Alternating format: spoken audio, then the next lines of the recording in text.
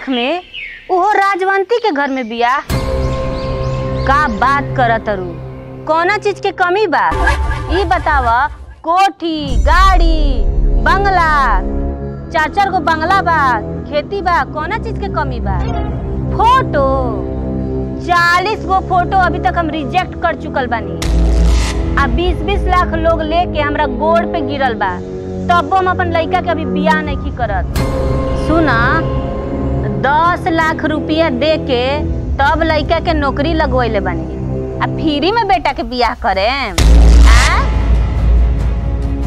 हाँ, अरे तू जानते बड़ू तबो कहतारू, जाने लू कि हमरा खाली पैसा से मतलब बा, बाकी का कोना लड़की में सोना चांदी लगल बा? सब तो लड़की एके निहर होली सन। ठीक बा देखा तानी। का रे माई, हुआ है का? हाँ, उहे महारानी रही। बाप रे बाप, उनकरो एगो बेटा बनू। हमर भाई के बीच में बड़ा लबड़ बोलत तरी, तो देखो तनी अपन बेटा के बियाह में कितना दहेज ले होतरी कि फ्री में कर दे होतरी। फोटो भेजले बड़ी का रे? हाँ रे माई, देख ना फोटो भेजले बड़ी। हाय देख ना कैसन फोटो भेजले बड़ी। मिला जुला के लड़की ठीके बिया। लड़की ठीक बिया, लेकिन लड़की से बियाह नहीं केनु करे के, पैसा से करे के बा। पैसा तो चाहबे करी। जान तेरे बुचिया, अब दहेज के पैसा मिली नु तो सबसे पहले हम इस चश्मा में सोना के चैन लगवाएं, वो मोट के, अपना के हार बनवाएं खूब बड़ा का। रे भाई हमरो के हार बनवा दी है। ठीक बा बनवा दे। सुनो तनी ना होके तो एक कप चाय ना मिल जाए हमरा। चाय चाहिए? शुगर हो गइल बा तबो दिन भर चाय खातिर चाय कइले रहत रह। सुतल नहीं के जात बुढ़ऊ। पेंशन ना मिले तू तो तारा के मुंह से नियर कुतूर देती रे। कह दे अपना बाप के चुपचाप से सूत जाए के। चुपचाप सूत, दिन भर खाली चाय करत रह।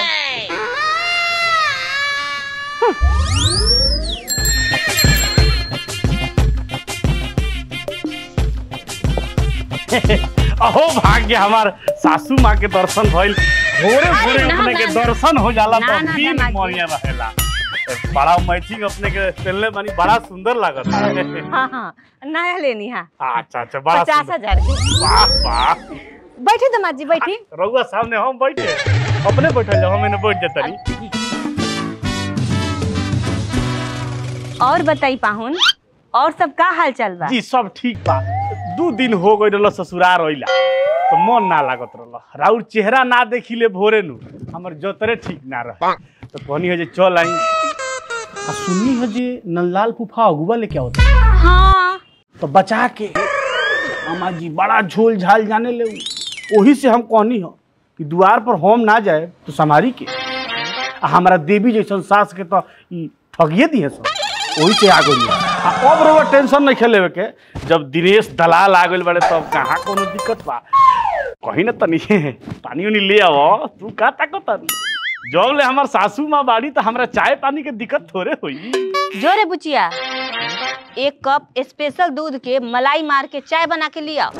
जा ताकत का बड़ू जा, तू सीखो।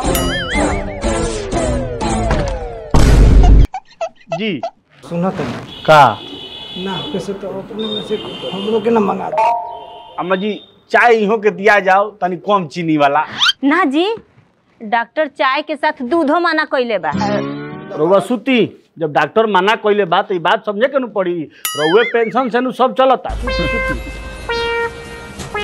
जानता नहीं अम्मा जी, आजकल के जो जमाना बा परछाई पर भरोसा कर लायक नहीं। आज जानता नहीं, आई ना तनी हेने कुर्सिया लेके एगो बात बता दी।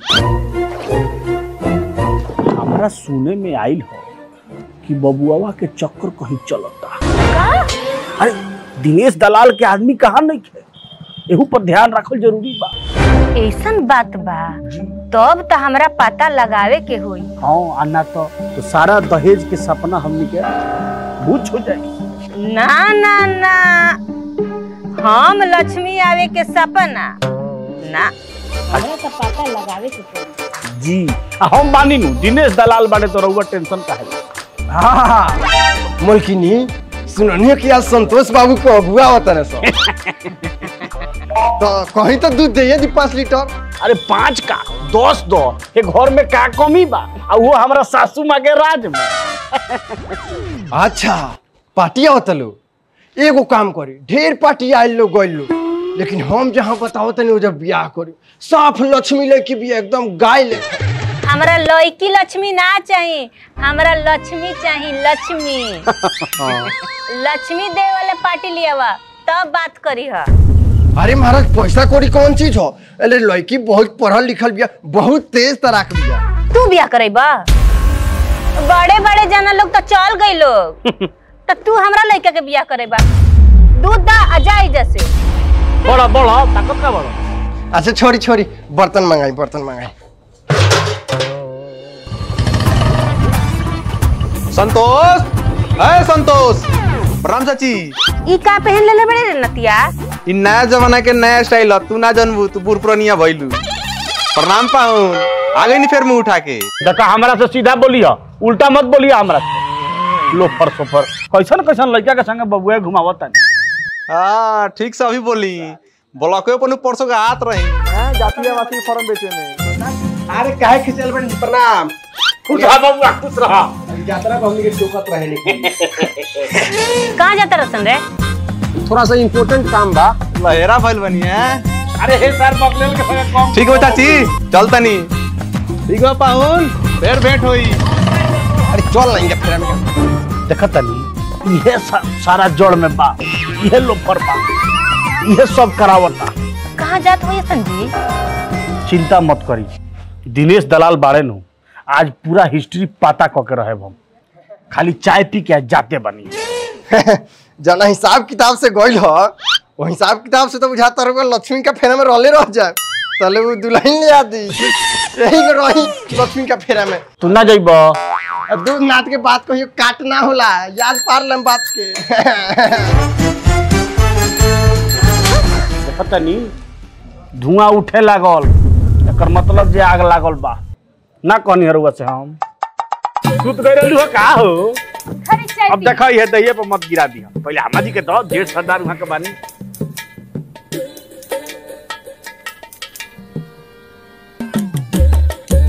देखता कितना कदर करे नी यहाँ के हमार। ई हमा जी कहा बुझी है, खाली नाक चढ़ावरे रहेली। कुछ भेड़ नहीं के बोलत माई के सामने, अकेले में भेटाई तब कुटाई हुई राउत। देख लिया हमा जी केंगा बोलता। चलो चलो चलो आवत नहीं।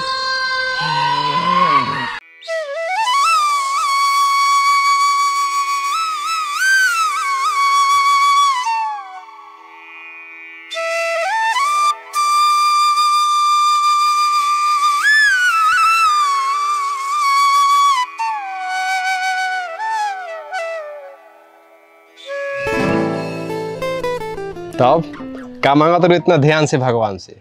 भगवान से तो हम रउए के मांगतानी। अच्छा बड़ा खुश बारू, आज का बात बा? हम ना रउआ के एक गुड न्यूज देवे वाला बानी। हां तो कुंवारे में दुलार्जन जाके नाम रोशन करबे का? चुप साला चुप, पहले बात ना सुनी है। ओकरा के छोरो ने पागल है साला। का कहत लुआ? हमार ना बाबूजी शादी खातिर तैयार हो गइल बानी। वाह, ये तो बहुत बढ़िया खबर बा। लेकिन राउर माँ शादी खातिर तैयार भइनी कि ना? हमारा माई के क्या पूछ ले बड़ू, ओकर तो लालच इतना ना ओकरा अंदर बा, ओकरा चाहिए पैसा। और हमार बहिन बिया तो ओकरा के और कान भर भर के ओकरा के और मतलब खत्म कर देले बिया।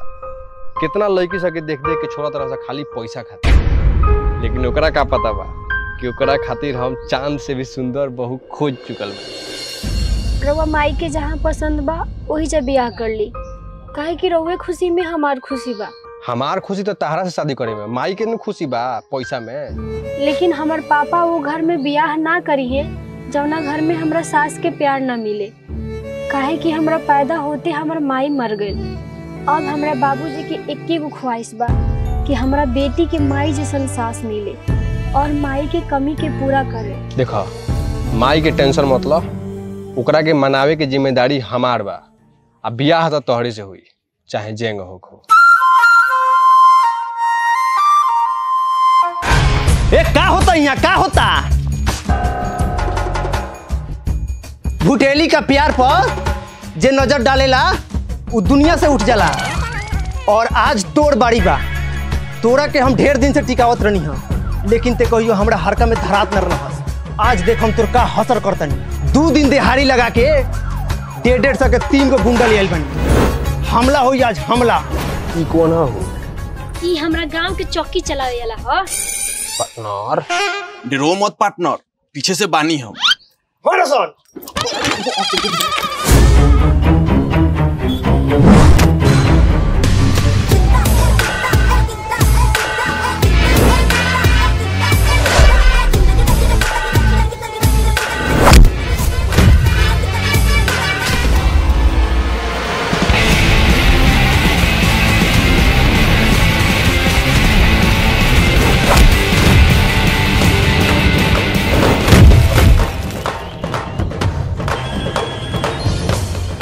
वाह, ई कराटा कैसे सीख ले बारू हो?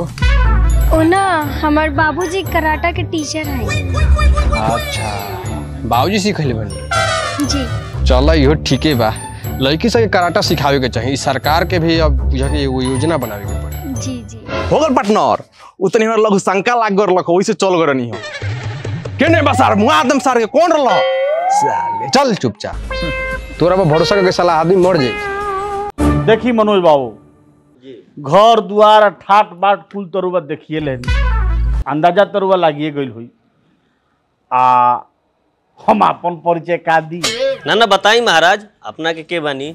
सबसे पहले हमार परिचय बा कि हम लड़का के जीजा बा। आ दोसर जौन परिचय बा वही बा कि समाज सेवा में हमार बड़ी रुचि रहे। समाज खातिर हम हमेशा तत्पर रहे। यही के चलते हम कई बार चुनाव भी लड़े। अभी हम पूर्व वार्ड। अच्छा, वार्ड सदस्य बनी रुआ? धोखा खा गई नीनू। हमार व्यक्तित्व ऐसा बा कि केहू धोखा खा जाला। पूर्व वार्ड प्रत्याशी रहे। अब बुझ जाइए मात्र 5 वोट, मात्र 5-6 वोट से रुआ हार गई। फिर रुआ धोखा खा गई। हमार व्यक्तित्व ऐसा बा, निमन निमन लोग धोखा खा जाला। 5 गो वोटवा हमरा मिलले रहे। 5-6 गो रुआ वोटे आई रहे? पूरा वोट 180 गो रहे। हमरा 5 गो वोट में से मिल गए। अच्छा, रुआ परिवार में पारिवारिक वोट रहे? फिर धोखा खा गई रुआ। अरे पूरा घर में हमरा 10 आदमी बा, जिनमें से 9 आदमी तो वार्ड पार्षद के चुनाव लड़ गए, फिर भी हमरा 5 वोट मिल गए। अच्छा, सामाजिक वोट रुआ पा गई? फिर धोखा खा गई रुआ। अरे वो तो हमार कलाकारी रहे। कबो बुरका पहन के जाके वोट गिरैनी, कबो बूढ़ बन के वोट गिरैनी, कबो लड़की बन के वोट गिरैनी। 5 के वोट आपन वोट, स्वयं के वोट स्वयं के देनी, स्वयं से। वाकई हमें कला बा। इधर और बड़ापन बा। खैर, ये सब तो बात भइल। ई बताई कि शादी ब्याह के प्रक्रिया कैसे बढ़ी? देखी, प्रक्रिया ही का रही। बेटी जौन हमार बिया, हमार लक्ष्मी बिया, पढ़ाई लिखाई में ओकरा बहुत खर्चा हम कइले बनी। 10 कट्ठा जमीन बेच के ओकरा पढ़ाई में हम लगा देनी। का पढ़ा देले बनी महाराज? बीएड करैले बनी। बहुत बढ़िया। और आवे वाला 1-2 साल में शिक्षक भी बन जाई। वो सब ठीक बा, लक्ष्मी के तना दे। देखी, देवे में तो हमरा सकान नहीं खे। जवन हमरा जुड़ी श्रद्धा से हम रौरा के देव। बाकी तो लड़की हमार बहुत हीरा बिया। रौरा घर में आ जाई तो और घर के भाग्य बदल जाई। अच्छा, टेंशन मत ली, पैसा के कोनो बात नहीं है। हमार ये घर में खूब चलती बा। का रे भिख मंगवा, आ गले मुंह उठा के? हमरे दरवाजा मिलला तोरा अपने बेटी के बियाह खातिर? ऐसा नहीं भिख मंगा के घर में हमारे बेटा के बियाह होई। अरे हमारे बेटा के बियाह होई कि 4 गांव के लोग देखी। उठ उठ जैसे। काजी महाराज, रौरा घर में ऐसा ही इज्जत होला? अरे जाई बा। ऐसा घर में हम अपना बेटी के बियाह तो कहियो ना करे। जो जैसे जो। पैसा के घमंड मत दिखाई। रौरे लोग के चलते बेटी के अनादर होता, बेटी के हत्या होता। पैसा के घमंड आज लेना केहू भी रहल बा आ न रही। बोला जा, फिर ज्ञान मत दो। ठीक कहत रे माई, ऐसा नहीं घर में बियाह हुई। हम जहाँ कहत नहीं ओजुआ बियाह कर। एक नंबर पतो मिली, एक नंबर। के बतेबे कि कहाँ बिया को होई या ना होई? अम्मा जी मामला कुछ गड़बड़ बा। चुप रही। देख माई, पैसा का हो, हमार नौकरी लगाइए गइल बा। जब ते पैसा देके हमार नौकरी लगवा दिले बड़े, पैसा तो हम कमाइए ले। बियाह क दे, बड़ी सुंदर लड़की बिया, हमरा पसंद ली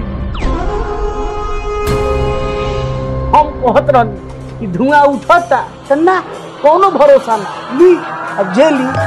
अरे तो बात चाहे कुछ हो को, सही हो को चाहे गलत हो, हम ओजवे बियाह करम तो कर। बात ही समझ चल।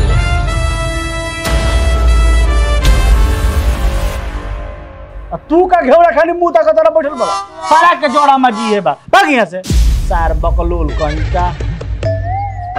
बाप रे बाप, ये तो सब हमार 20 लाख के सपना पे पानी फेर दिहल। अब तो हमार दिमाग काम नहीं करत, हमार बीपी हाई होकर जाता। हे भगवान जी, अब हम क्या करें? कैसे गांव समाज में मुंह दिखाएं? ये अम्मा जी तो बीपी बड़ा तेजी में बा, तो बाद में कैंसर हो जाएगी। टेंशन मत ली, दिनेश दलाल बारे हर रोग के इलाज बा।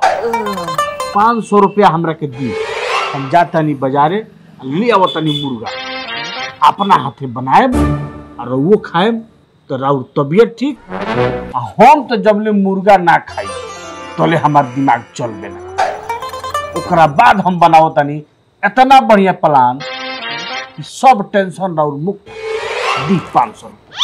बुचिया पाहुन के दे दे रे पैसा 1000 रुपया। ये में तो औरियो बहुत कुछ हो जाई। ए पाहुन अब रे कुछ करे। एकदम माँ जी चिंता मत ली, दिनेश दलाल के रहते कौनो टेंशन रहुआ नहीं खेले ना एक घर खेले। अब देखिए माँ जी के दिनेश दलाल अपन चक्रव्यूह रचता। हेलो। हाँ बात करनी है माई से, माई से बोल दिले बनी आज साफ साफ कि शादी हुई तो तोहरे से हुई और कहीं नहीं के हो सका। तब करी लो का, हम तो कह के चल देनी है चुपचाप। बैठ रहे हैं हमारे पाहुनो दीदियों रहा, सब कोई रलक है बैठल। थोड़ा सा घबराइल हलो, लेकिन का करी लो, दूसर कौन उपाय बा। ब्याह होई, टेंशन मतलब सभी मान जाई। अभी तो आराम से होते बनाओ तलो, मुर्गा बनता, पाहुन मुर्गा बनावे ला तनी खाता लो बना के। अरे ओकर टेंशन मत लो, हम मना लेम के हूँ। आ गर्जीवने से न मतलब, हमार पप्पो तो गर्जीवने हवे, उनका के मना लिए। ठीक बा, ओकर टेंशन मत लो, ठीक बा। गन्नी अम्मा जी टेंशन रहुआ मत ली, हमनी के परिस्थिति का एहू से विकट परिस्थिति हमारा मौसी की यहाँ पड़ गई। कहाँ भइल रहे पाहुन? कहाँ भइल रहे कहतनी, हमनी के तो अभी बातें चित नु कइले बनी सन। मौसी तो हमार 10 लाख रुपया थाम ले। अच्छा अब जानते नहीं केकरा की यहाँ? केकरा के? विधायक के घर के रिश्ता रहे। गोली या बंदूक के नीचे कौनो बातें चित उजिना रहे। बुझे कि ओहू जी दिनेश पहले ही चेता देले रहलन मौसी के, रे मौसी धुआं उठत, लेकिन ना चेतली। अब ओकरा बाद लागल फाय फाय, गोली चले लगल। धोखा खा गनी नु, फोन आवेला, ए दिनेशवा जल्दी आओ, ए दिनेशवा जल्दी आओ। मौसी के बाद अब तो रोज जानते बानी कि हमरा लगे समय के कितना अभाव बा, जनता के काम में कितना हम व्यस्त रहिले। साइकिल उठैनी और गहनी मौसी की। अच्छा अब जब हम वहाँ पहुँचनी, सारा लोग घेर के हमरा के बैठ गई, पूरा रोड खनन पड़ रहे, सारा लोग बेचैन कि भाई विधायक के घर से वहाँ तो गोलिये बंदूक के बात बा। हम कहने रुक, 5 किलो मुर्गा कहनी ले आओ। मौसी से कहनी कि नीलेशवा के मीट खियावे के पड़ी। मौसी कहती है जी वो तो खाना 3 दिन से नहीं खा, कहता जी जब ले वही लड़की से बियाह ना हुई तले हम खाए। हम कहनी रे दिनेश दलाल मुर्गा बनावो आ 6 कोस दूर ले महक ना जाओ। ते हमार मुर्गवा पाके तो दे अपने उ दौड़ के ही खाए आ उहे भइल मुर्गा जैसे चलावत में महकल ऊपर रहे कूद के छाजा पर आयल कहलक हे दिनेश भैया एक पीस हम कहनी बाबू आज आ एक पीस खियली काम सेट मुर्गा खैला से बियाह हो गई। फिर धोखा खा गई। एगो हमार दोस्त बा महान तांत्रिक कलकत्ता से आइल बा। अच्छा कलकत्ता से सीख के आई रहे। देखी फिर धोखा खा गई। अरे उजी से वो लड़की भगा के ले आई रहे आ यहाँ उ तांत्रिक विद्या सीखलक। हम ओकरा से का कहनी जे पढ़वा के लेके चलनी मोती मारना दवाई वही मिटवा में डाल दे एक पीस खैले काम सेट। अब हम कहेंगे उठ तो उठे हम कहेंगे बैठ तो बैठे चटपट सब व्यवस्था सेट कैनी बियाह हो गइल पाहुन। बियाह हो गइल मौसी हमर 4 गो पोता खिलावत ए पाहुन अब हमरो लड़का खातिर कुछ सोची रौरे हाथ में सब बा। अम्मा जी टेंशन मत ली राउर टेंशन हमार टेंशन राउर धन हमार धन का ई का कहतनी रउआ फिर रउआ धोखा खा गइली। अरे ई राउर धने नु बाड़ी आई हमार बाड़ी की ना। जब से ही हमारा जीवन में आइली हमरा कोनो पैसा रुपया के टेंशन भइल। ए पाहुन तो कुछ सोची कि का करे के बा। सोचे के पड़ी एकरा खातिर पहले हमारा मुर्गा के महक लेवे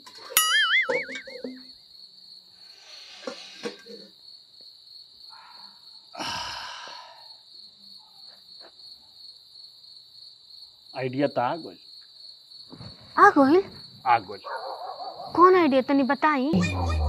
छपरा में जो देखौ किया भइल गोवर्धनपुरा ला हाँ पार्टी तो बढ़िया रहे और रुपया 20 लाख देते रहे।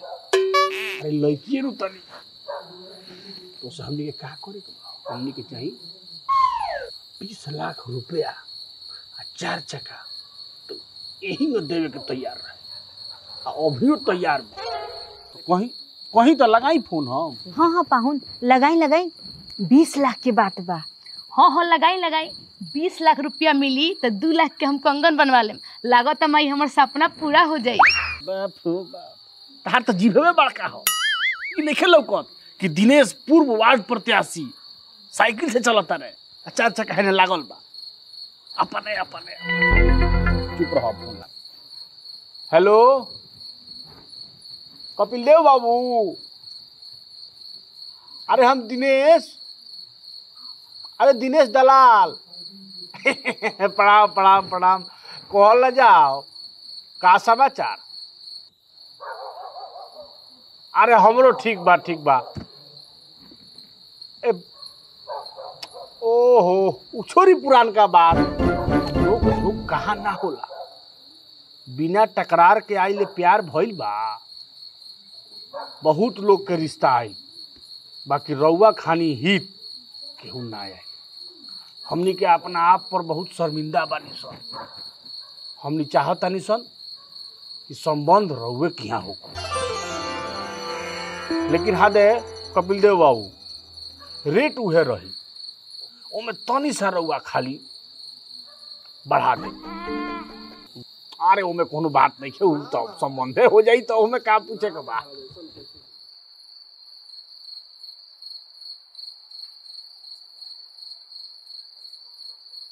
ठीक बा तो परसों के दिन निकाल लिया ना बिहानी आई महाराज परसों समय नहीं। ठीक बा तो प्रणाम। कहो तू कहलू अम्मा जी हाँ बाकी ना जलवा दिनेश दलाल के। हाँ पाहुन मान गनी कि राउर जलवा बा। इनके के समझाई मुँहे चमकावत रहेली कुछ न बुझेली।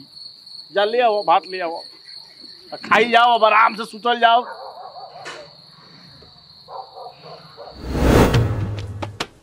अरे क्या कहे विनोद भाई गांव में कुछ हो तो नहीं खेलो तो बुझ ली कि माजा नहीं खियावत अब एगो होटल है नीतीश कुमार सर्वे लगले रहा कितना मार धरो तो देखे में आदमी के मजा आवत लो अब वो सुना तनी के बॉम्बे होता का कहबो गांव में तो अपना नहीं तो में आदमी के मन लागे हां दुधनाथ आओ बैठो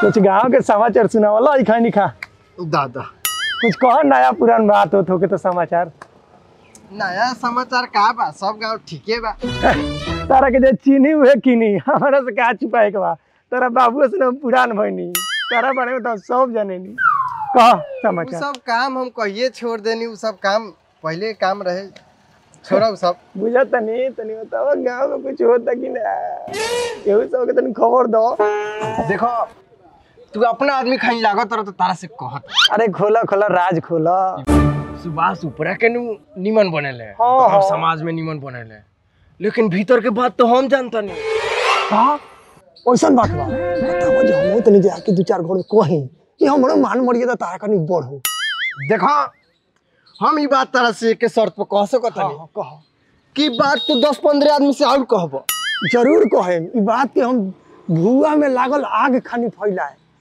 तब सुनो पासे के बीच में हो जाओ सुन तारा दुनाथ बाबा ओने संतोष भैया मॉलदिन में बियाह कर लेलो अरे सरवा ई तो लेटर न्यूज बा बस ए न्यूज को देखो ना हम के फैलावा तनी ए तू कैसे फैला देबो ई तो हमरा टोला के न्यूज हम फैला बैठल बार हमरा अड्डा पर बुझा तो नहीं खाती हमरा टोला में और कि न्यूज देखल दे सकत हमरा अलावा ऐसे कैसे हां तारा से पहले 2 लाख खबर फैला के रहिए पूरे गांव अभी देखो साला पूरा रेडियो में चोंगा बांध ना फैला दे उतारा जौन कइला तन ठीके कइला हम ऐसे अरे बाप रे इधर फेम ना पड़े की ओह अरे बुझा तो हड्डी टूट गेल बका रे जो ना पहुंचा दे तनी हटी रहे दे गेस्ट हाउस में नु ले गई रनिया सत्कार करावे खातिर बाप रे बड़ी तो सत्कार हमनी के भइल बा कि मैं मेहरारू मार के हमनी के एकदम गोतर तू देले बड़ी सन हम का जानत रहनी जो एक खातिर बुलावता हमरे पर किसी आता नहीं लोग चुप रही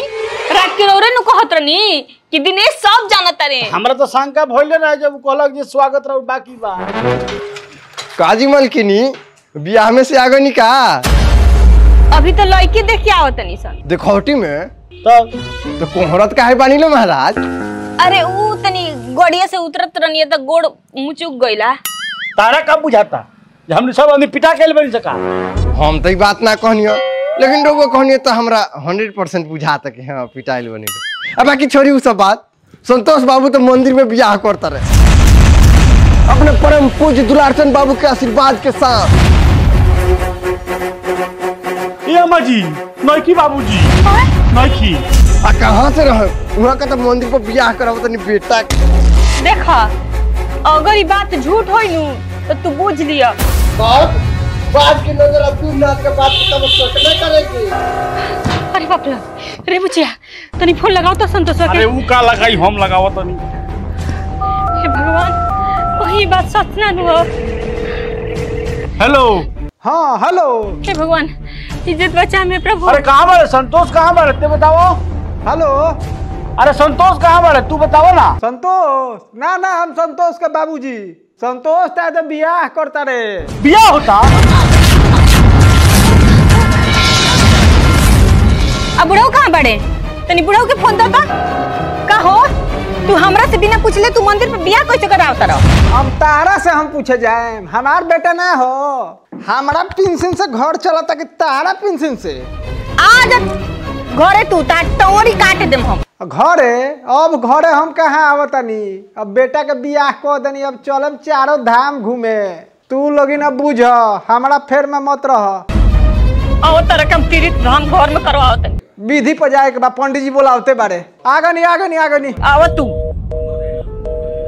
रोक दे बुढ़वा छटपटाई रहुआ और धरी गोनी न मरी हम ज्यादा नहीं हाला करे गांव में अरे बाप रे बाप अब के तो न्यूज मिलल बा 3 गांव तो हाला कर दिल बनी और जब तक 4-5 गांव हाल ना करे हमरा पेट के पानी ना पची बाप रे चल दौड़ अरे अम्मा जी टेंशन मत दिनेश दलाल बारे दिनेश दलाल अरे पानी जा माई ए अम्मा जी तू टेंशन मत दिनेश दलाल बारे कोनो टेंशन नहीं खेले अरे रउआ क्या करे रउआ चलते तो है से भइल माई रे अब देख हम दिमाग लगावत तनी जैसे जैसे हम कहत तनी वैसे वैसे कर तब देखना भइल बिया अब भगा ना देनी तब कहिए।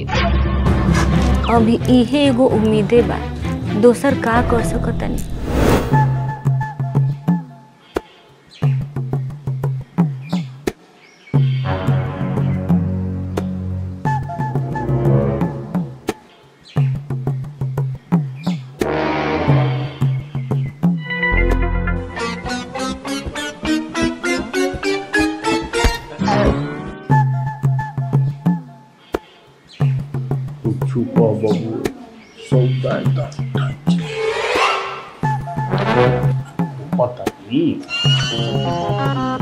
हे पंडित जी, हाय देखी ना, हाय बिना लगने मुहूर्त के बियाह क के आ गइल बा। तनी देखी अपना पोथी पत्रा में कि सब कुशल मंगल बा कि ना। हमार तो जीव बहुत घबराता, बहुत डराता। का जाने का होई का ना होई।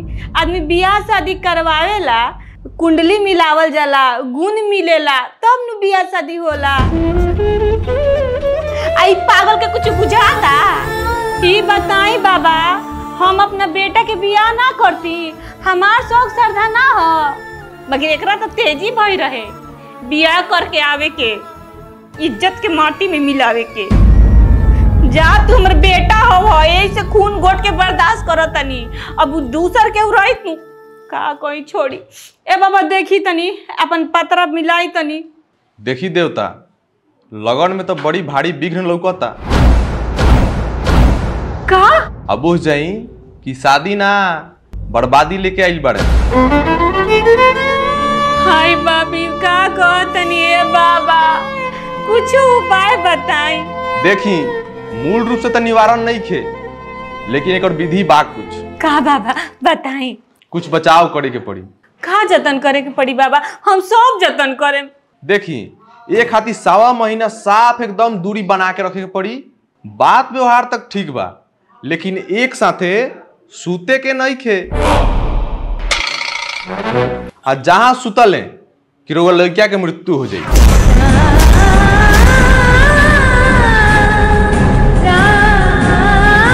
में कोई कुछ नहीं कर सकता, चाहे हम हो की चाहे केहू हो। ना है बाबा, हमारे एक ही आँख के तारा हमार बेटा बा, ओकरा कुछ ना होके के चाहिए बाबा। हम एकदम दोनों के साथे ना रह देन, एकदम अलग अलग रखे।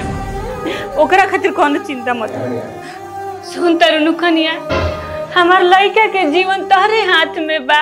हाय भाभी, देखो तारा से हम हाथ जोड़ के विनती करतानी कि तू 1.25 महीना एकदम तू अलग रहिया।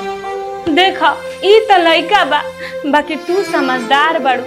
तारा मालूम बा कि सुहाग के केंग ने बचावे के बा। तारा से हाथ जोड़ के विनती बा कि तू अपना सुहाग के रक्षा तू ही कर सकतारू। तारा से हम अचरा फैला के अपने बेटा के जान के भीख मांगतनी। एगो माई के ओकरा बेटा के जान के बकसता। मम्मी जी रउआ जी न कहे हम वही न करे। हम रउआ बेटा के जान पर कोनो आँच ना आवे दे मम्मी जी। रहबू नु कन्या। मम्मी जी वहाँ के और बेटा हई तो हमार पति भी हई। अपन सुहाग बचावे खातिर सती अगर यमराज से लड़ सकतारी तो का हम 1.25 महीना अपना पति से दूर नहीं रह सकत?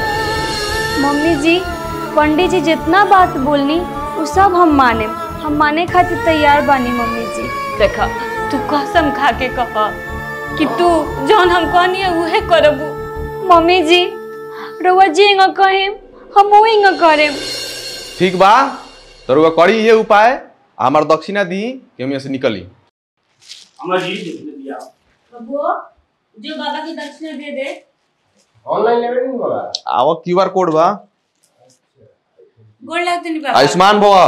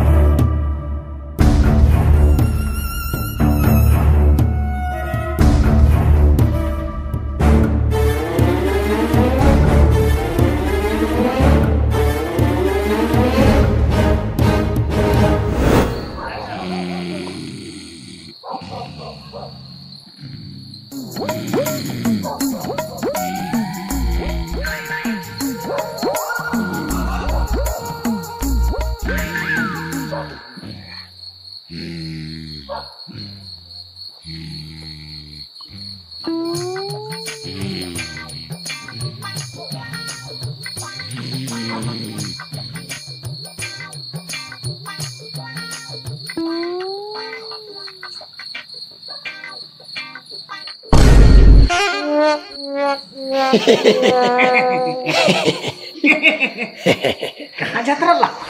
थोड़ा सा चार्जर के आवश्यकता रहलक तनी मोबाइल डाउन हो गइल बा। चार्जर लेवे जात रहा कि चार्ज करे जात रहा? ना महाराज उ सब गलत रो बात सोचो तनी। चलो बड़ा बड़ा चार्जर महाराज देखी बड़ा बड़ा बड़ा चार्ज कर दे। चलो बड़ा मोबाइल डाउन हो गइल बा महाराज। बड़ा दिनेश दलाल के चतुराई बेटा चुपचाप घरे चल जाई, इज्जत नहीं और जाके घरे खेती बाड़ी देखी, समाज में कुछ हमरो इज्जत बा। देखता नहीं अम्मा जी दिनेश दलाल के जाए की कहता नहीं। ठीक से कहती है, जाई जाके अपन घर दुआर देखी। होई देख मई भौजी की। जय हो लक्ष्मी माता, इनका अइला से हमरा घर में सुख शांति आ गई। पूजा पाठ अर्चना हर जगह बुझाता कि आहा। अम्मा जी तूफान आवे के पहले वाला शांति ना हो। चुप रही, ढेर बोलत नहीं रहो।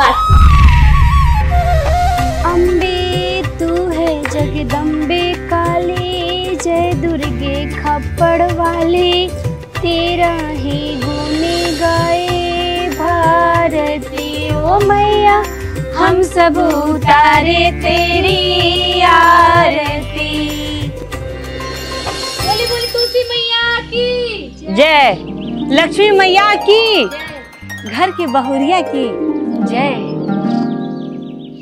इतना खुशहाल माहौल बा महाराज, रउआ काहे मुंह लटकइले बनी? बबुआ मुंह नहीं लटकौले, हम चिंता में बानी। चिंता में बनी? कौना बात के चिंता है? लागत रउआ हमरा बियाह से खुश नहीं की। ना बाबू ना, हम तो ऐसे चिंतित बानी कि जो सन्नाटा बानू इस सुनामी आवे के अंदेशा दे रहल बा। महाराज खाली रुआ निगेटिव हो गए। बाकी कुछ कह बबुआ, कुछ कहले सब तोर माफ बा। हमरा के पतो तो एक नंबर एकदम लक्ष्मी साक्षात लिया के दे देले। तो हनीनु ना मानत रहू स, देख तो ऐसन पतो तनी खोज पैतू स। एकदम ना बबुआ, दिया बार के चारों दिशा में खोजती तबो ना मिली ऐसन हमर पतो। भगवान तारा के सुरक्षित रखो। ठीक बा, तो हम निकला तनी शाम के आवतन। ठीक बा? ठीक बा बबुआ, बाकी घरे टाइम से आ जाइए। हाँ ठीक बा अम्मा जी, तब हमरा के इजाजत दियाओ जे हम जाई। हाँ तो जाई। देखी फिर धोखा खा गई नीनू, इजाजत के संगे संगे रास्ता पेड़ा के खर्चो नु। रे बुचिया 100 रुपया लिया के दे दे। अम्मा जी राजवंती देवी की रीचिंग में दामाद के 100 रुपया लोग का कोई? अरे कम से कम 1100 रुपया ले आई, नया पतो ले आइल बानी, इतना खुश रहनी हो। देखी दिमाग मत खराब करी, चुपचाप से जाइए। जैसे ऐसा ही रौरा चलते जौन होता नु वो हम ही जानता नहीं। सब हमारे सपना पे पानी फिर गए। बड़ा पलान रहुआ करत रही, कहाँ गल रहा पलान? कितना सपना देखले रही कि हाई करे हाउ करे, बाकी रौरा रौरा चलते सब हमारे सपना माटी में मिल गए। जाइए जैसे पैसो जाई ना, साइकिल से तो जाए बा। कौन फटफटिया बाकी तेल भरवाई पंचर अंचर अम्मा जी हो जाला तो तनी दिक्कत। डॉक्टर के ले जाए। ये अपमान के बदला तो दिनेश दलाल देख। जोरे अब गेट बंद कर, अब आपन कार्यक्रम शुरू करे। रुक जो माई, हम आओ तनी बंद करके।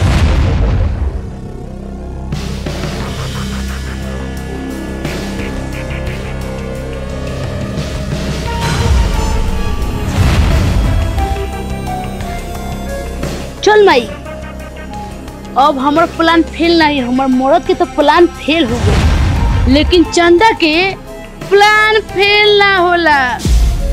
अब देख उनकरा के घर से झूठा लसार के बाहर निकाले। हाँ पापा, हम अपना ससुराल में बहुत खुश बानी।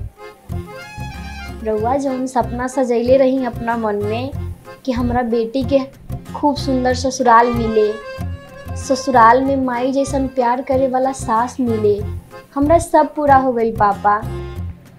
और हमरा पूरा विश्वास बा कि हमरा अपना सास से अपना माई के प्यार जरूर मिली।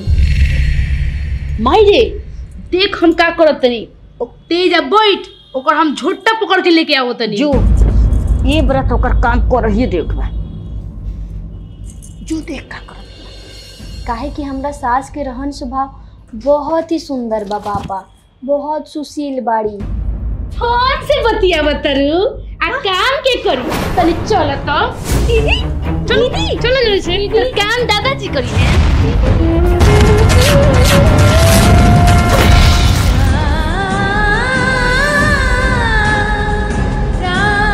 बेटी भिख मांगा के नाम राजा रनिया का करतनी मां, का करतनी ते हमरा लइकवा के साथे का कइले पड़े रे? हमरा लइकवा के फंसा के बियाह कर ले आ सोचले कि हमरा घर में राज भोगवे। ई ना होके दे तुम मत बुझली रे। 20 लाख रुपया आ हम 20 लाख रुपया पे ते हमर पानी फेर ले बड़े, बुझै नु? हैं हमर सोना के कंगन के दी रे? एकर भिख मंगवा बाप करे हैं रे? भिख मंगवा के बेटी मर मर एकरा के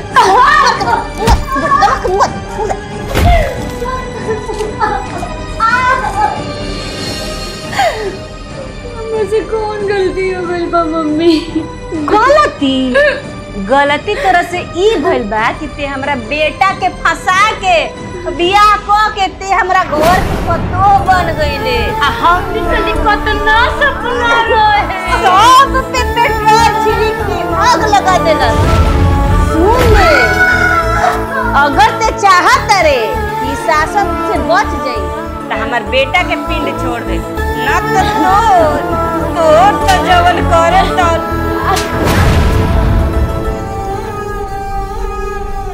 होय देख रे, होय देख भिख मांगवा के बेटी के डरामा और बहाना कर दे डरामा देखो रे।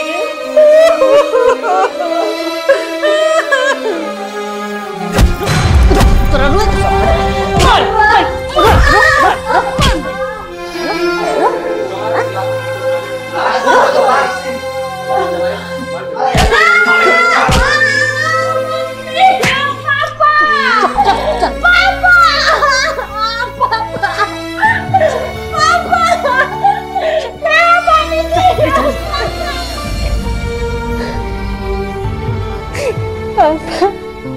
हम बहुत बड़ गलती कर देनी और बात ना मान के पापा।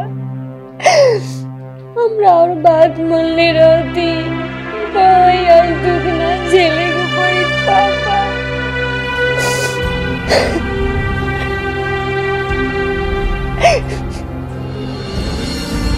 सोचली है कि हमारा घर में आके राज करिए, भिख मांगा के बेटी आ हमारा घर में राजवंती देवी के घर में आके राज करिए। ई नहीं की जानत कि ई घर में खाली हमरे राज चल सकता।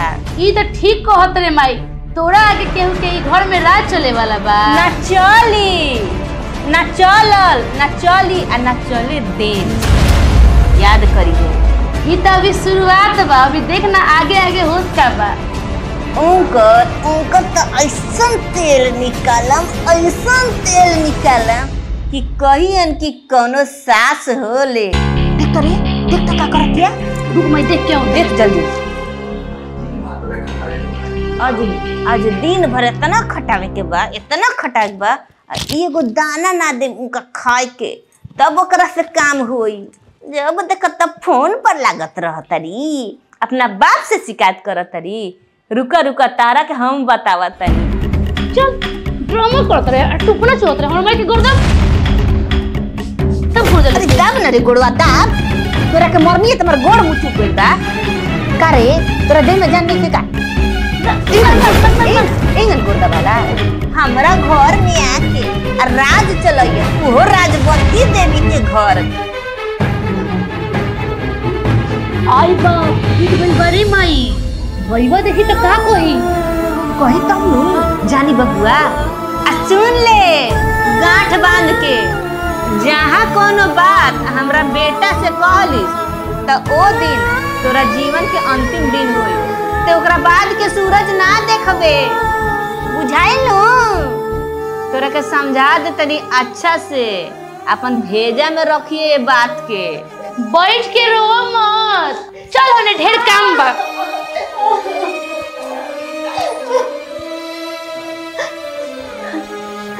माज सब बर्तन, अब बर्तन माज के सब सरियाओ, तब तक आओ तनी।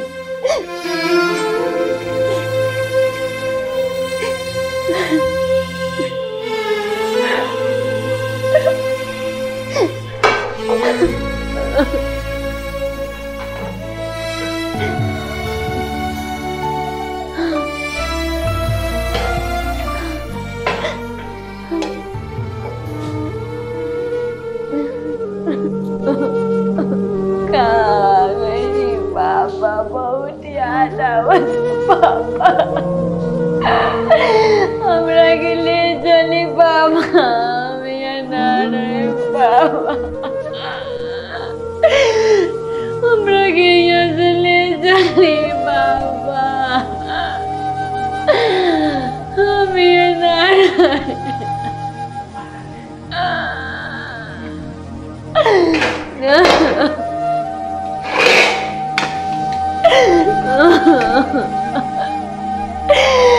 नैहर में पैदा होते माई मर गई, सोचनी ससुरा में माई के प्यार सास से मिली, ये हमरा सास के प्यार मिला था।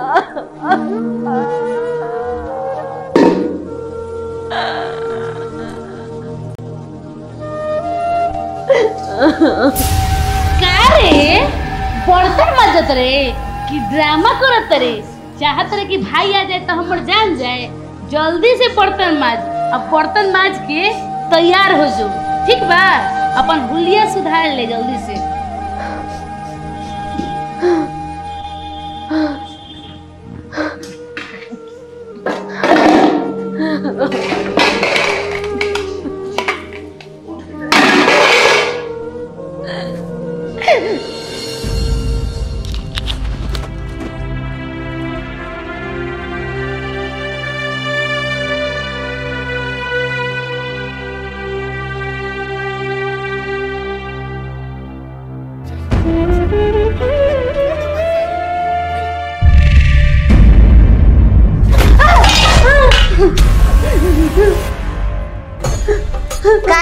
पूरी खातरू।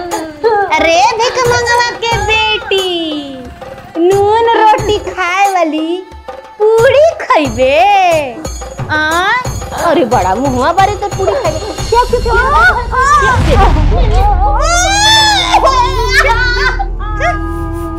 पूरी खाइए? जिंदगी में कब देखले बड़े पूरी के मुंह? बाप ये तो खैली प्याज और नून रोटी। अरे प्याजों के को दर्शन ना होई रे। एकर बाप करेला का करेला? ओइसे रहला माई। तब उहो दोसरा के। अरे तोरा हिम्मत कैसे भइल कि ते बिना पूछले ते हमारा रसोई में से खाना निकाल के चले आए? अरे रे घर के काम हो गइल? पोछा लगैली था, कपड़ा खींचली है, बर्तन धोइल है ना? बाकी खाना पहले चाहिए। घर के पहले काम कर, ओकरा बहुत तोरा पे मन करते देम ना त ना दे, बुझल कि ना? लिया पोछा आ फेंक एकरा मुंह पे। सुन ले, जब तक पूरा घर में पोछा ना लगी तब तक तोरा भोजन नसीब ना होई। ले रे माई, एकरा से पोछा मारबा। पूरी खाती है, पूरी खा खा के ढेर एकरा ताकत हो गइल बा। अब तनी ताकत ले खा, बहुत घी में जब पूरी खइले बड़ बहुत ज्यादा। उठ हेलो को पोछा इसो घर में मरा जाए चाहिए। जल्दी लगा।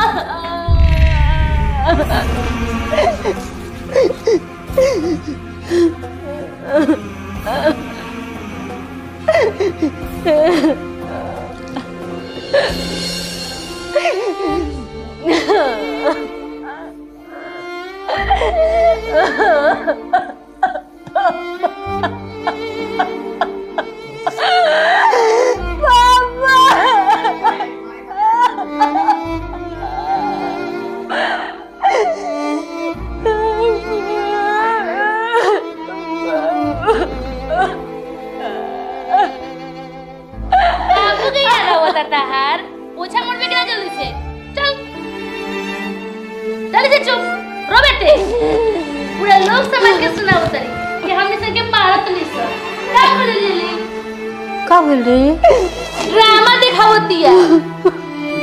अरे सूत के पोछा लगेबे काते बाप रे बाप रोत इतना बाड़ू की जैसे सब गांव के लोग जुट जाओ का चाहत रे हमारी इज्जत के माटी में मिलावे खातिर मिलाइए दिले भी अब न मिलावे के बाद इहो बतिया सही कहले और मर ठुसे के मेरा चार थरिया ठुसिया काम ना होई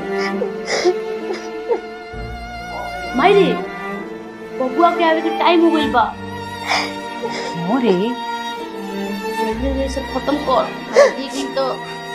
देखी तो बहुत बेकार काम हो जाए। अरे सुन तोरा तो समझा दे तनी जहाँ हमार बेटा आई अते कुछ कहले तब है जन तोर सुंदर थोबड़ा बा एकरा के हम का करे बुझा तनु यही से एक बबुआ पूछी कि कैसे गिरले हा कैसे फूटल हा तका कहबे कुछ मत बोलिए जौन बोले के होई हम बोले ते खाली मुड़ी ही लइए जहाँ रोल तो बूझ लिए तहर का दशा कर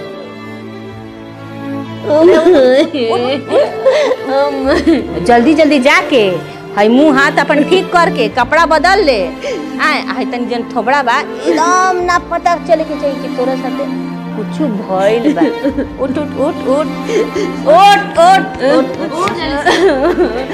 बुचिया ले जो एकरा के देखत रह जल्दी एकरा के फ्रेश करवा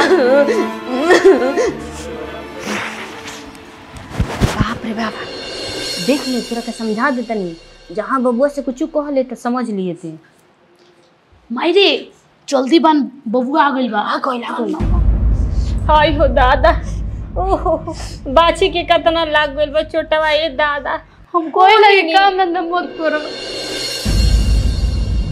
ई का भलवा मई आई हो बबुआ ओए हमर बाबू हई देखा का क लेले बड़ी बचिया कोहे नी कि मत पोछा लगाव मत कुल काम कर बाकी हमर बात माने ले एकदम लागी कुल घर के काम करे गोड़ बिछला गलिए गिर गलिए अच्छा लेकिन ये आंखवा के नीचे ही करिया के हो गइल बा अरे का कहब बबुआ कुल चोट लाग गइल बा चोट तो हमर बाछी के लागल बा बाकी दर्द हमरा होता माई हमरा बड़ी प्रेम करेले पतोस बचिया अब तू कोनो काम मत करिए सब काम हम करे अरे अभी हम जियतानी हई दोपहरिया में मार पीट के आवाज सुनात रहल हो अब तो ही बाप बाप काहे चिल्लात रहल कुछ भइल बा का घर में हो क्या कहत रहे के चिल्लात लड़े घर में अपना अरे वो कुछ ना वो टीवी चलत रहे ओमे मार पीट करत रही सन उहे आवाज आवत रहे टीवी के आवाज रहल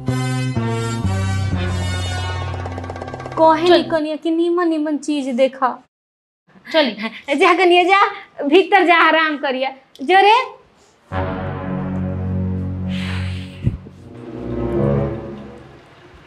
काहो बुढ़ऊ ढेर तार कान पातर हो गइल बा ढेर तारा सुनाता कोनो में तोरा लेढ़ ठूस दे बुझानु आँखिया का ऑपरेशन करवाले बन उतरे कोनो उखड़ के ऑपरेशन कर दे ढेर बीच में तू कूदत रह कूदल छोड़ द ना तो हमारा बीच में जे कूदल ओकरा के हम छोड़े नहीं ना बड़का आइल बड़न के रोता जीवन भर के तारा कर रोआते किनत नहीं कतो अभी हमरा के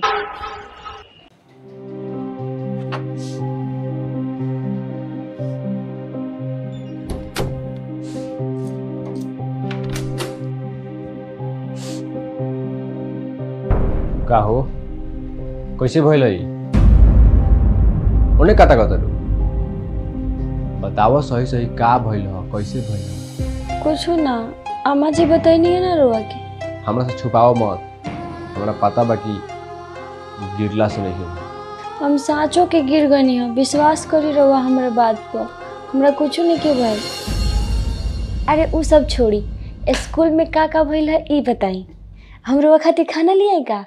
ना ठीक बा, हम आओ तनी।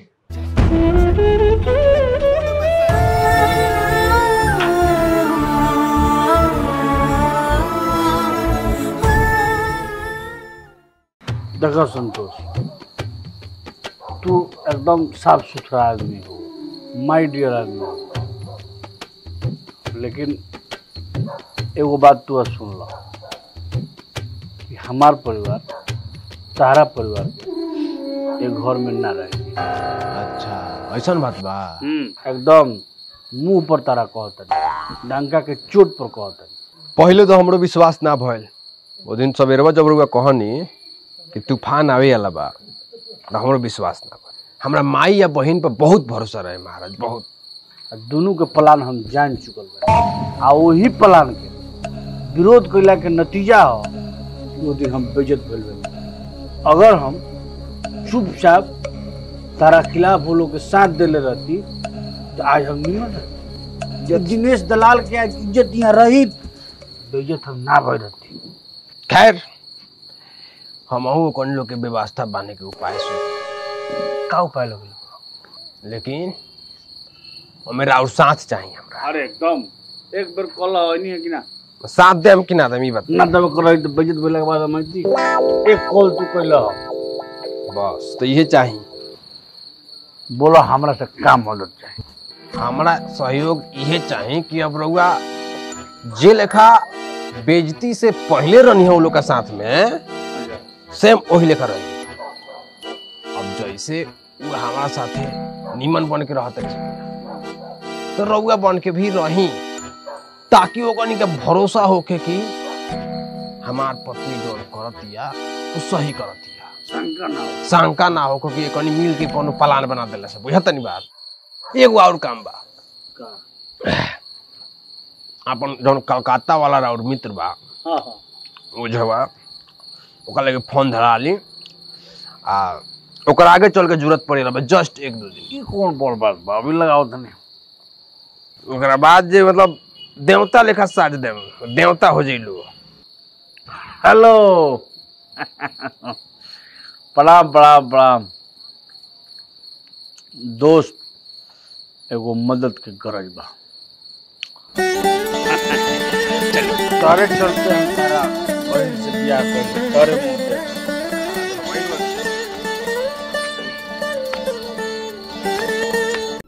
देखा हमरा सब पता चल चुकल बा कि तारा साथे का हो रहल बा घर में। हई जौन हालत बा तार गिरला से निके बा, ये हालत हमार माई और बहन में। ई बात काहे कहतानी जी? ई बात झूठ बा, हमरा के वहाँ लोग के कुछ नहीं करे लो। अरे अपना आप से कम झूठ मत बोलो, हम सब जान चुकल बनी। और हमरा पास एगो उपाय भी बा जवना से ई दोनों के सोच सुधार सब। बोली हमरा का करे के पड़ी?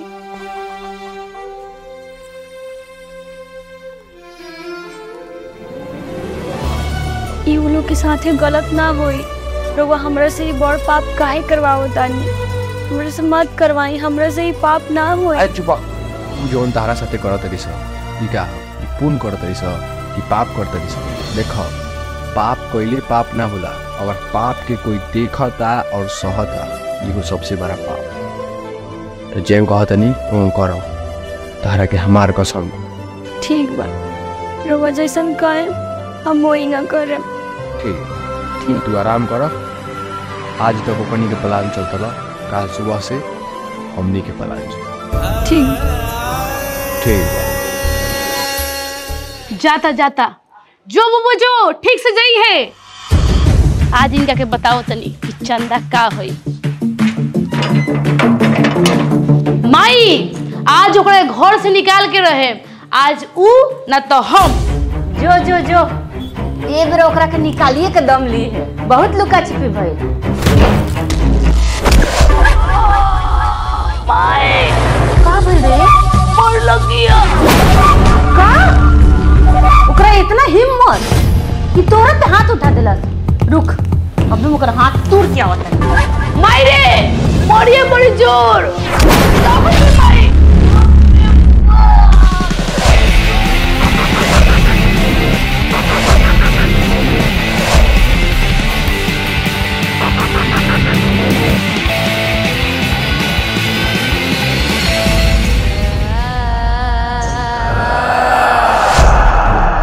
तहनी के बहुत सतैले बड़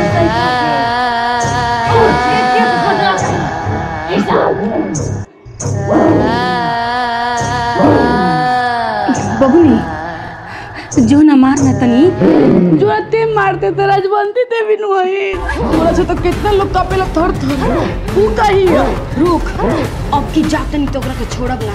जो भाई बड़ियार मरी है जय शक्तिमान।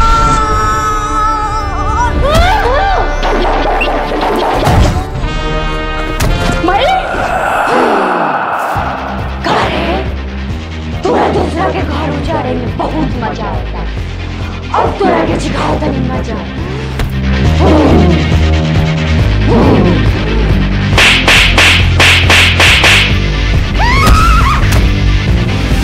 करे गुड़िया ते डेरा जवंती बन करे और तोरा राज चलाए के बहुत शौक बा, लेकिन तोरा ई पता नहीं है कि तोरा जैसन 35 गो सास के ई अकेले देख ले बिया मंजूरा सत्ते काम ना खेत के मूली बाड़ी से।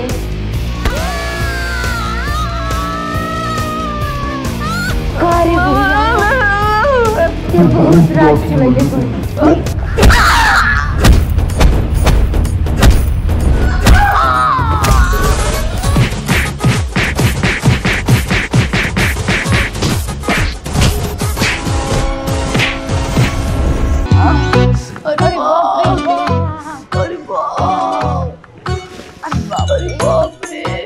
मम्मी जी हमरा से आज कोनो गलती हो गई बा का कि आज रउआ लोगिन हमरा के काम नहीं की अढ़ावत?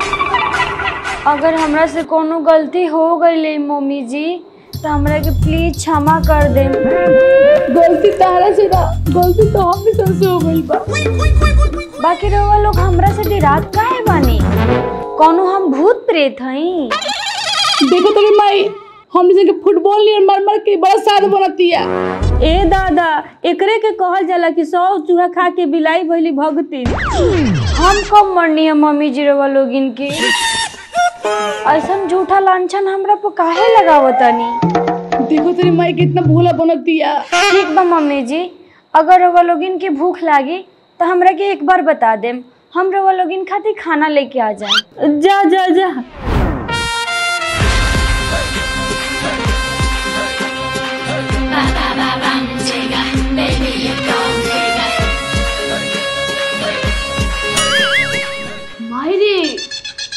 जरूर एक देह पर कोनो चुड़ैल उड़ैल के साया बा।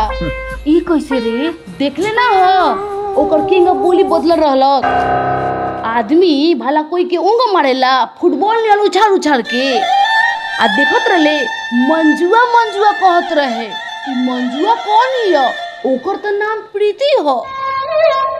हमरा तो बुझाता कि कोनो बड़का ओझा के बुलावे के पड़ी तबे एकरा देह पर के भूत भागी, न तो रोज हमनी के भूत भगाई। अरे माई रे हमरा के एंग माई तो तोरा के छोड़ के हम भाग लेम अपन ससुरा। का कहलुआ? हमरा के आग में कूदा के आ तू भाग जेबू? हम तेरे के भागे दे पकड़ के रोक के हम मरम तो तेहू मरिए। अच्छा चल पहले कोनो उपाय लगावल जाए कर। दिनेश के लगे फोन कर अब बुलाओ कोनो ओझा के। छोड़िए मत। देखिए डॉक्टर साहब बहुत घबराहट होता है डॉक्टर साहब। अरे घबराए के कोनो बात नहीं है, बस थोड़ा सा बीपी बढ़ गई बा, टेंशन से 2 गो गोटी दे देम सब ठीक हो जाए। ना डॉक्टर साहब खाली गोली से ठीक ना होई।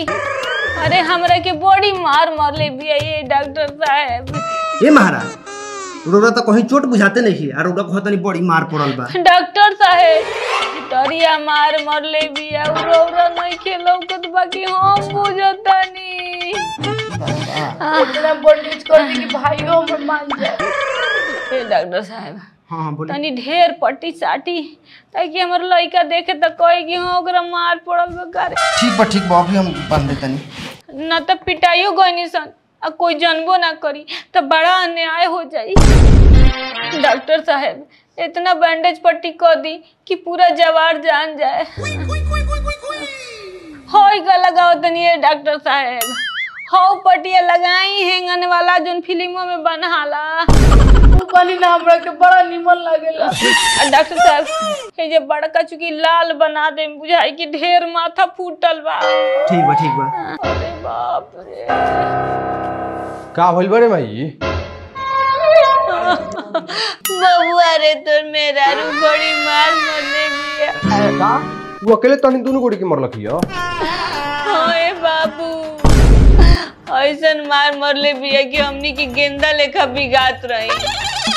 का हो? हाँ बोली ना। हमरा माई या बहन के तू काहे मरलू हो? जी हम कहाँ मरनी है यहाँ लोग के। अब का पता देखी ना सुबह रही से यहाँ लोग के हमरा से डराता नहीं लो।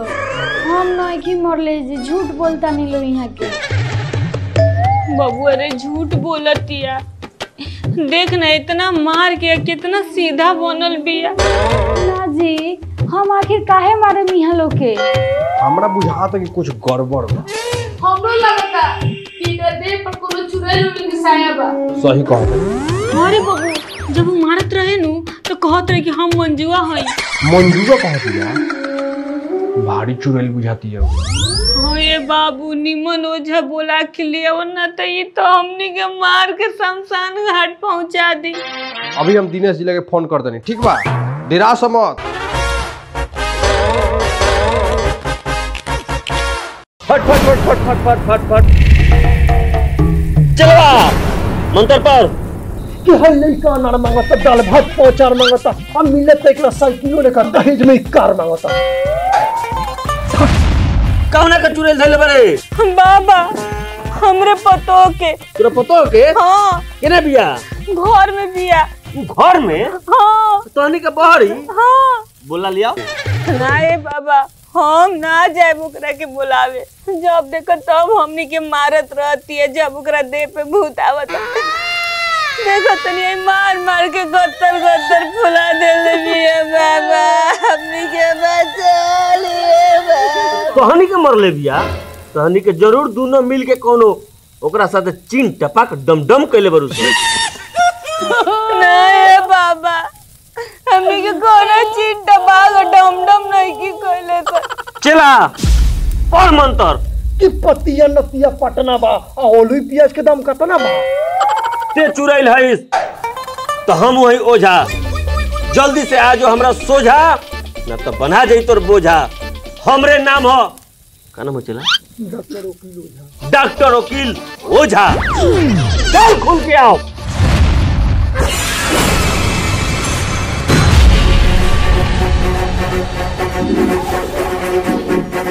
बाबा आ गए ये ही हो।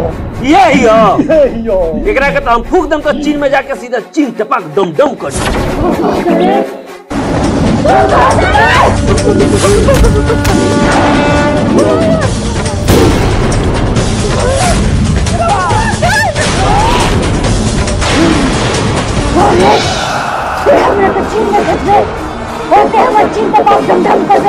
अरे बच्चा पर ना तो फोन दो अपने को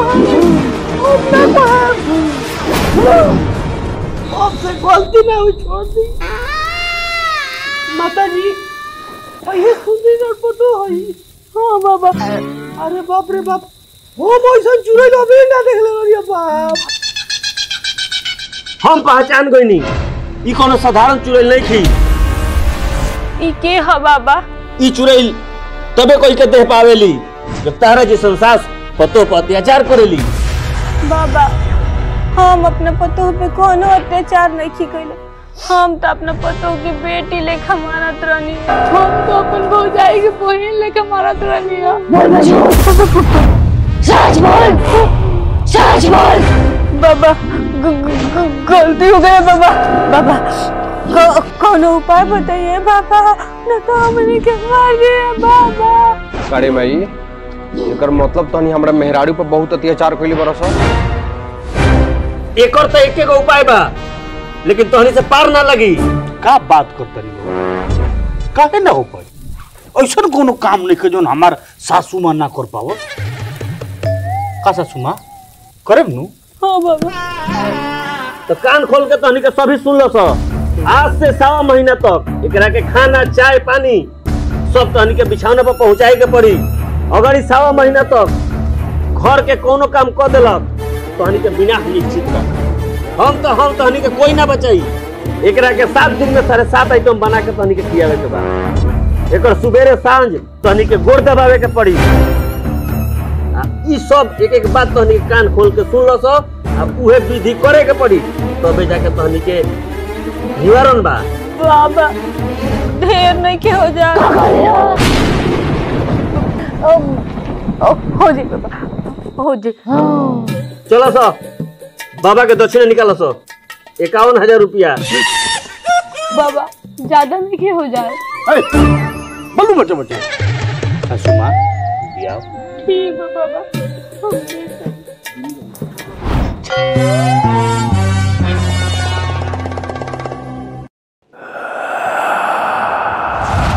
माई ए माई चल तनी पानी पिए। हम ना जाए रे। चल बिना डर लगता। तोरा डर लगता माई? चल ना हमरा कस के प्यास लागल बा। बर्दाश्त करके सवेरे पिए। माई रे प्यास को बर्दाश्त ना होला। उठबे कि ना चलबे कि ना ते?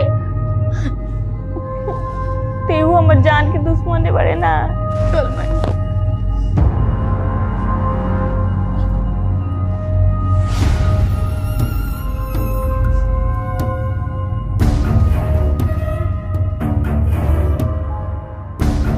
कहाँ गइले रे? अरे माई आओ तेरे रूम।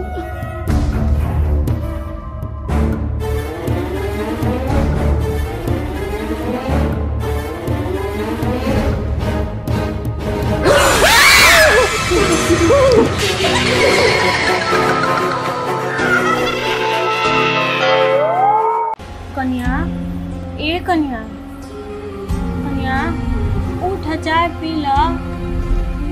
ए कन्या मम्मी जी रहुआ लो कन्या चाय पी लो। मम्मी जी रहुआ ही का करतनी? हमरा देह पर पाप चढ़ावतनी। मम्मी जी बताई रहुआ हमरा खातिर चाय बना के लिया देनी। मम्मी जी हमरा से गलती हो गई, हम देर ले सुतले रह गईनी। मम्मी जी हमरा के माफ कर दी। मम्मी जी उठे में लेट हो गई। मम्मी जी प्लीज मम्मी जी माफ कर दे। अच्छा वो सब छोड़, खाना का खाना बना दो तनी। खाना हम बना लेम। रहुआ काहे इतना तकलीफ करतनी? लोग ना चढ़ा ना कन्या लो चाय पियो। हमनी के खाना बना ले। आराम करो।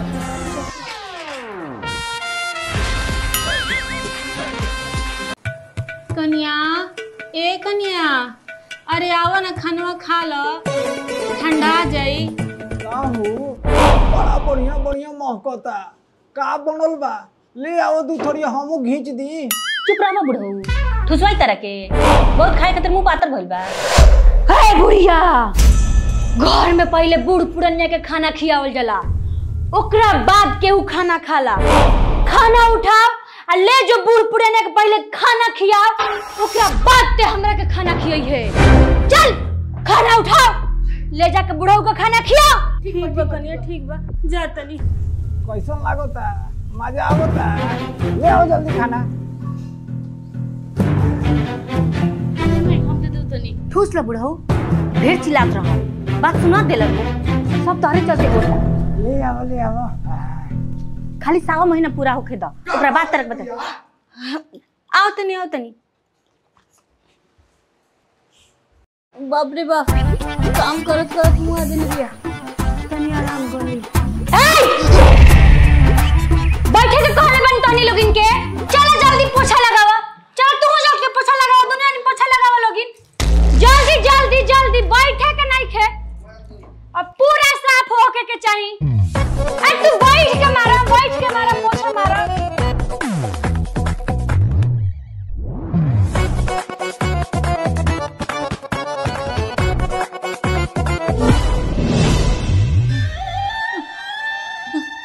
चला सब बतावा सा कि पंडित जी वाला बात झूठ रहे कि सच रहे। जल्दी बताओ सन। सास रहे। बोल बे झूठ, बोल बे झूठ, सच बोल क्या बात रहे। ना झूठ रहे, वो हमनी के साजिश रहे। हमनी के पंडित जी के सिखौले रही सन कि तरह तरह बोले के बाद। माने तहनी एकरा के बहुत गजन कैले बाड़ू सन, बहुत प्लान रचले बाड़ू सन का। चला सा सारा काम फिनिश करके रखो सा, हम चलनी आराम करे। काम में कोनो कमी ना होके के चाहिए आ काम में कोनो फुहराई ना होके के चाहिए। सारा काम हमरा साफ सुथरा मिले के चाहिए। माई रे 1 महीना हो गए सेवा करत करत, 7 दिन और रुक जो। इनकरा के नाच ना नचवा देनी तो हमरो नाम चंदना।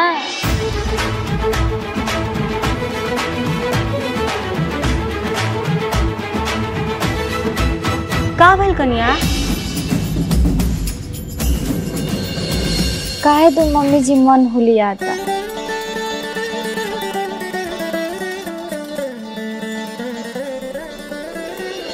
माई रे ई तो अनर्थ हो गए। जौना बात के डर रहे उहे हो गए। ई तो लड़कोर बन गईली। लेकिन रुक जो माई, चंदा के दिमाग में एगो शैतानी आइडिया आइल बा। का रे? कल सवेरे इनकर चाय में ऐसा दवाई मिला देम कि बच्चा तो मरिए जाई है, लेकिन फिर कभी ई माई ना बनी है।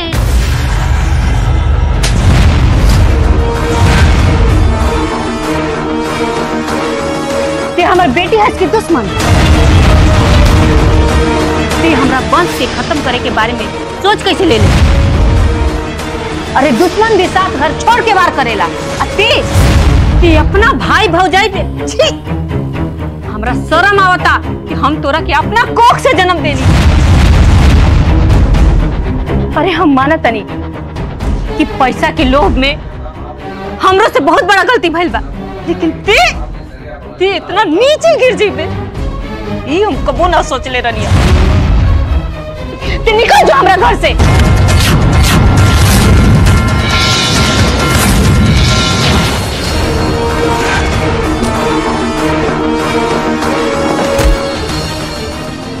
माफ कर दे माई, माफ कर दे। हमरा गलती के एहसास हो गई। छोड़ दे हमरा के। ते निकल जो हमरा घर से। अरे शादी के बाद असली घर ओकर ससुराल होला। ते अपना सास के कबू माई के दर्जा दे ले ना। ते अपना सुख अपना स्वार्थ खातिर ते ए जा के बाड़े। ते अपना मर्द तक के भी नौकर बना के रखा तारे। हम बेटी के मुंह में इतना अंधा हो गई नी कि हम दामाद के भी इज्जत ना कईनी। और तोहरा चक्कर में हम अपन बेटा के घर अपने ही हाथ से उजाड़े जात रनिया, अपना वंश के खत्म करे जात रनिया। तोरा से हम हाथ जोड़ के माफी मांगत तनी कि ते हमार घर बकस दे। ते चल जो अपना ससुरा, तोर असली घर हुए। देख बेटी, शादी के बाद लड़की की डोली भले ही ओकरा घर से उठेला, लेकिन अर्थी ओकर ससुराल से उठेला। ऐसे उहे तोर घर आ। चल जो जा। का हो गई मम्मी जी? कुछ ना कनिया, वो हम भटक गए रहनी, लेकिन अब हमरा समझ में आ गए कि हमरा का करे के चाहिए और का ना करे के चाहिए। आज तक जोन भी तारा साथे भइल ओकर असली जड़ ई अभागिन भी है। एकरा कारण हम तारा साथे का ना कइनी, इतना जुल्म कइनी। आज ओकर हमरा एहसास होता कनिया, हमरा के माफ कर दा। ना मम्मी जी, हमरा से माफी मांग के हमरा के शर्मिंदा मत करी। बूढ़ पुरनिया के हाथ आशीर्वाद देवे खातिर उठेला, माफी मांगे खातिर ना।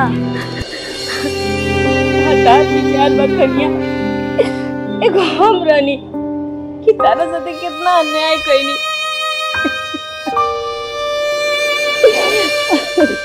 भाभी हमरा के माफ कर दी। रउआ बारे में हम बहुत गलत सोचली, लेकिन आज हमरा गलती के एहसास हो गई। रउआ देवी बारी देवी, हमरा के माफ कर दी भाभी, माफ कर दी। देखी, बड़ आदमी अगर छोट आदमी से माफी मांग लेवे तो बड़ा छोट में कोनो फर्क ना भइल। हमरा के माफी मांग के हमरा के शर्मिंदा मत करी दीदी, छोड़ी ये सब बात। माई तेहू हमरा के माफ कर दे, आशीर्वाद दे कि हम ससुराल में अच्छा से रही और सास ननद के दिल जीत ली। माई माफ कर दे हमरा के। अते ई मत सोचिए कि हम माफी मांगत नहीं घर में रहे खातिर। आज हमरा अपना गलती के एहसास हो गइल। आज हमरा पता चल गइल कि हमर असली घर हमर ससुराल है। हमरा के माई माफ कर दे। तो परिवार के बारे में बहुत गलत सोचनी माई, हमरा के माफ कर दे। चाहे नैहर में हम कितनो सुख कर ले, लेकिन हमर पूरा जीवन हमर ससुराल से ही पार हुई। जो हमारा आशीर्वाद बा कि तू अपना घर परिवार में अच्छा से सुख शांति से रहिए। हमरो से अगर गलती कुछ हो तो माफ कर दी। ना माई आजाद दे, हमू गुस्सा में बहुत कुछ बोल देनी है, ओकरा के दिल से मत ली है। जो ते अपना घर परिवार में सुख शांति से रहिए। ठीक बा माई, हम जात नहीं। दीदी जात कहाँ बनी? अब न सेवा करे के टाइम आइल। अब भतीजवा के बिना खिलौले चल जाएम। अरे इतना दिन से जब रहिए गईनी तो साल भर आवरी रहली। भतीजा के खिला के जाएम और नेग लेके जाएम भौजाई या दादी से। ना भौजी तो फिर हम आना जाए। खबरदार, कोई कहीं ना जाए, कोई कहीं। राजबंती देवी के आदेश, जब तक हमार पोता ना आए।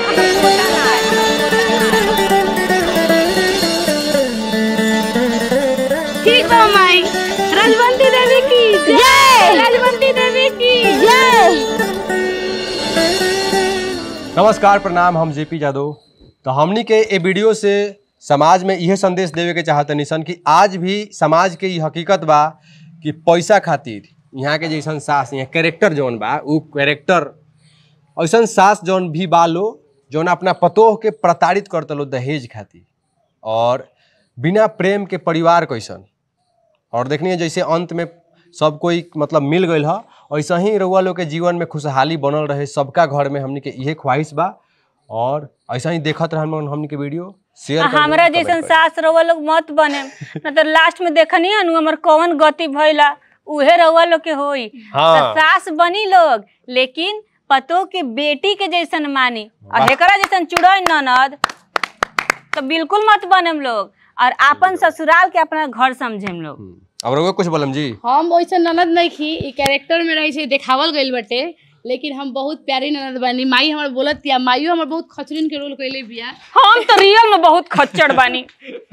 ना बहुत प्यारा इंसान। और हमने के अपना वीडियो से रवा लोग इनके कुछ संदेश देनी है सन, और हमने के ये वीडियो बनाने के खास मकसद रहा कि आजकल के ज़माना में ऐसा होता, और बहुत लोग ऐसा बा कि दहेज के लोभ में पतोह के आग लगा के मार देता, फांसी लगा के लटका देता, घर से बाहर निकाल देता।